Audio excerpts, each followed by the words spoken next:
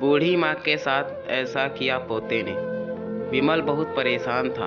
उसे समझ नहीं आ रहा था कि वो इस परिस्थिति से कैसे निपटे।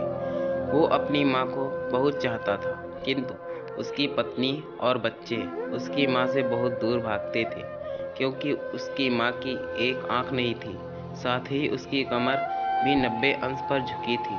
वैसे वह अपना काम सब खुद कर लेती है, किंतु फिर भी वो उसकी पत्नी और बच्चों के लिए हमेशा खटकती है। दादी, आप ऊपर के कमरे में जाओ, मेरे दोस्त आ रहे हैं, विमल के बेटे अखिल ने बड़े बेरुखी से कहा। पर बेटा, मैं तो यहाँ बहुत दूर बैठी हूँ, विमल की माँ ने बहुत प्यार से कहा। नहीं, आप उनके सामने मत रहो, वो मुझे चिढ़ाते हैं, अखिल ने जोर से डांटते हुए कहा। क्या हुआ अखिल, क्यों चिल्ला रहे हो? विमल की पत्नी कामनी ने किचन से आवाज लगाई। देखो ना माँ, ये दादी यहीं ड्राइंग रूम में बैठी हैं और मेरे दोस्त आ रहे हैं, अखिल ने शिकायत भरे लहजे में कहा। माँ जी, आप ऊपर चली जाओ, क्यों हम लोगों को लजवाती हो? कामनी ने बेटे का पक्ष लेते हुए कहा। बेचारी सरस्वती चुपचाप उठकर जीने के सहारे ऊपर जाने लगी।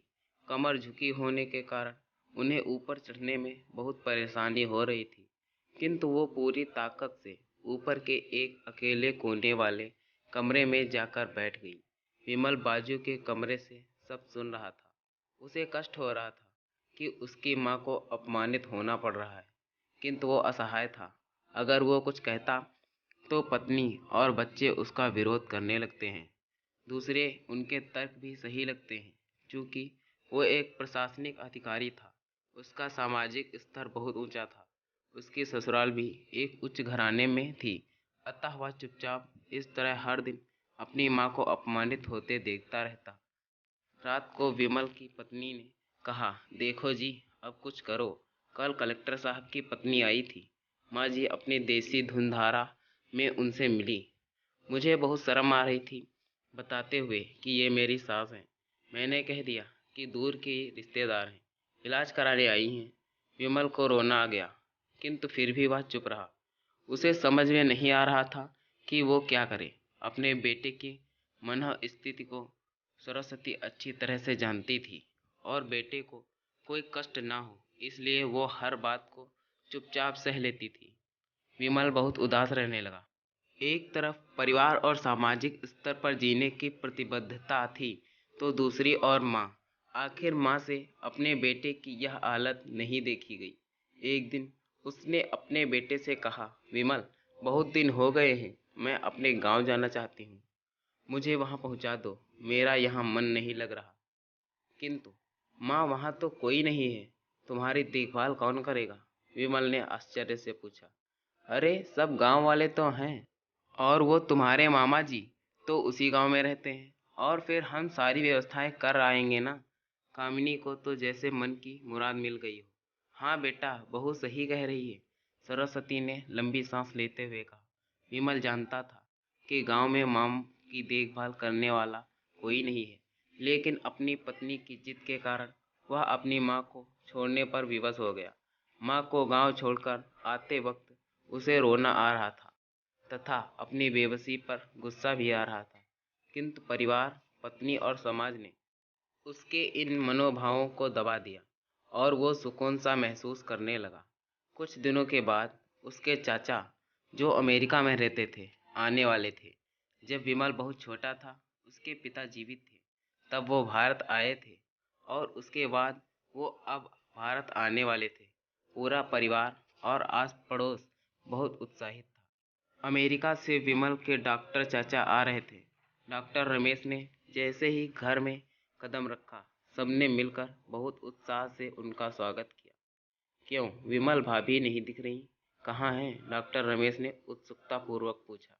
जी, वो गांव में रहती हैं, यहाँ उनका मन नहीं लगा, कामनी ने सपाट लहजे में उत्तर दिया। डॉक्टर रमेश ने विमल की ओर देखा, तो विमल ने अपनी आंखें झुका ली। डॉक्टर रमेश सब समझ गए।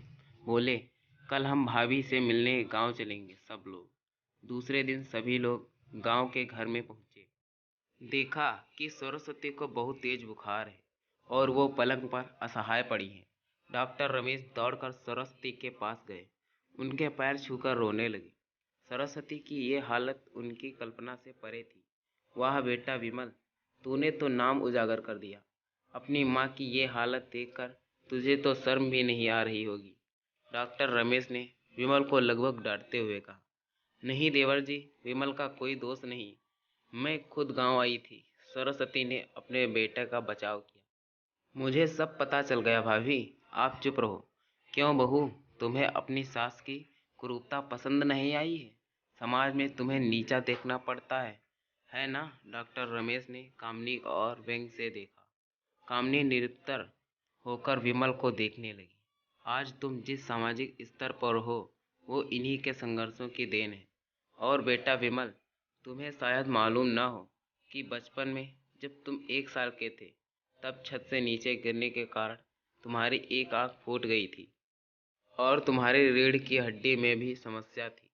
तब तुम्हारी इस कुरूप माँ ने अपनी एक आंख और अपना बोन मैरो तुम्हें देकर इतना सुंदर स्वरूप दिया था। कामनी बेटा, इतने सालों तक संघर्ष करके बेटे को प्रशासनिक अधिकारी बनाने वाली इस संघर्षशील औरत की तुम लोगों ने यह दशा कर दी। तुम्हें ईश्वर कभी माफ नहीं करेगा। डॉक्टर रमेश की आंखों से अश्रु जलधारा बह रही थी। अब भाभी, आप मेरे साथ अमेरिका जाएंगे, यहाँ इन स्वार्थी लोगों के बीच नहीं रहेंगे। डॉक्टर रमेश ने सरस्वती से कहा। विमल को तो काटो तो खून नहीं था। डॉक्टर रमेश ने, जो उसके चाचा थे, उन्होंने जो राज बताया था उसके बाद तो विमल को यही लग रहा था कि उससे ज़्यादा पापी इंसान इस दुनिया में कोई और है ही नहीं। वह दौड़ता गया और माँ सरस्वती के कदमों से लिपट गया। माँ, मेरा अपराध अक्षम्य है। मैं जानबूझकर चुप्पी साधे रहा, आपका अपमान करवाता रहा। अब सिर्फ आप ही उस घर में मेरे साथ रहेंगे और कोई नहीं। विमल ने आग्नेय दृष्टि से अपनी पत्नी और बच्चों को देखा। कामनी को भी बहुत पश्चाताप हो रहा था, किंतु उसकी हिम्मत नहीं हो रही थी कि वो सरस्वती से आंखें मिलाए। सरस्वती ने कामनी के मनोस्थिति को समझकर उसको पुचकारते हुए अपने पास बुलाया और विमल को डांटते हुए कहा, खबरदार, जो मेरी बहू को मुझसे अलग करने की कोशिश की तो तुझे ही घर से बाहर निकाल दूंगी। कामनी और बच्चों ने सरस्वती के पैर पकड़ते हुए अपने व्यवहार पर माफ़ी मांगी और माँ के हृदय ने सबको माफ़ कर दिया। दोस्तों, अगर यह कहानी आपको पसंद आई है तो कृपया इसे लाइक करें और कहानी पर राय देने के लिए कमेंट करें। अगर ऐसी ही और कहानियाँ आपको सुननी है तो कृपया हमारे चैनल को सब्सक्राइब करें और बेल नोटिफिकेशन को ऑन करें। Thanks for watching.